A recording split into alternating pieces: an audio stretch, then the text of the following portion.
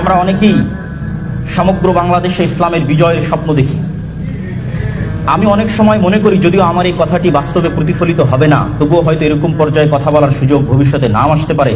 সেহেতু এখানে বলেই নিই যে বর্তমান সরকার যে পদ্ধতির উপর এসেছে, পরামর্শের ভিত্তিতে যোগ্য মানুষকে সবাই নিজ নিজ জায়গা থেকে চিন্তা করেছে আমার চেয়ে কে ভালো হবে, এবং তারাও হয়তো চেষ্টা করছে তাদের জায়গায় বিভিন্ন মন্ত্রণালয়ে কোনো প্রকার দলমত না দেখে যোগ্য ব্যক্তিদেরকে নিয়োগ দেওয়ার। এই যে পদ্ধতি, পুনরায় গণতন্ত্রের দিকে ফিরে না গিয়ে এই পদ্ধতিকেই যদি কন্টিনিউ করা যায়, তাহলে এটাই ইটসেলফ ইসলাম প্রতিষ্ঠার জন্য যথেষ্ট।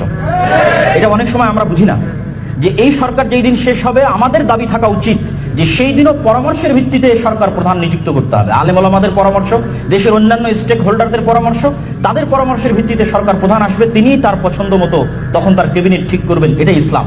কিন্তু আমরাই যখন আবার ব্যাকফুটে গিয়ে বলতেছি নির্বাচনে অংশগ্রহণ করব, নির্বাচন দিব, সেক্ষেত্রে আমি আপনাদের একটি কথা স্মরণ করিয়ে দিতে চাই। যেহেতু গণতান্ত্রিক দেশ, নির্বাচন হবে, গণতন্ত্র আসবে, তবে আমার একটা পরামর্শ আমি আপনাদের বলে যেতে চাই। সেটি হচ্ছে যে 5ই আগস্টে আমাদের লক্ষ লক্ষ কোটি কোটি ভোটার রাস্তায় ছিল, কিন্তু সরকার গঠনের সময় আমাদের অবস্থানটা কোথায় ছিল? আমাদের অবস্থান কিন্তু শূন্যের কোঠায় ছিল। ডিসিশন মেকিং এর জায়গায় আমরা শূন্যের কোঠায় পৌঁছে গেছি। অথচ আন্দোলনে দেখবেন আপামর আম জনসাধারণ, ইসলামপন্থী আলেম ওলামাকে ভালোবাসে, তাদের অংশগ্রহণই বেশি। এর সবচেয়ে বড় কারণটা হচ্ছে আমরা শক্তিশালী প্রতিষ্ঠান তৈরি করতে পারিনি।